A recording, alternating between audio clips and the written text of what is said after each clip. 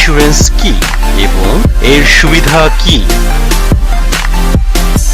পুনর্বীমা এমন একটি ব্যবস্থা যার মাধ্যমে একজন মূল বীমাকারী যিনি কোনো একটি ঝুঁকির বিপরীতে বীমা করেছেন তিনি উক্ত ঝুঁকির একটি অংশের জন্য ভিন্ন একজন বীমাকারীর নিকট বীমা গ্রহণ করেন, বা কোনো বীমাকৃত বিষয়বস্তু বা সম্পত্তি যদি বীমাকারী কর্তৃক পুনরায় বীমাকৃত হয় তবে তাকে পুনর্বীমা বলা হয়। পুনর্বীমার সুবিধা: ১. ঝুঁকি বহুমুখীকরণ, ডাইভার্সিফিকেশন অফ রিস্ক। ২. সচ্ছলতা বৃদ্ধি, ইনক্রিজিং সলভেন্সি। ৩. মুনাফা বৃদ্ধি, ইনক্রিজিং প্রফিট। ৪. আর্থিক বিনিয়োগ, ইনক্রিজিং ইনভেস্টমেন্ট।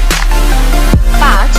ব্যবসায়িক দক্ষতা অর্জন, ডেভেলপমেন্ট এফিসিয়েন্সি। ৬. ব্যবসায়ের সম্প্রসারণ, এক্সটেনশন অফ বিজনেস। ৭. ঝুঁকি হ্রাস, রিডিউসিং রিস্ক। ৮. বৃহদাকার ক্ষতি এড়ানো, টু অ্যাভয়েড লার্জ রিস্ক।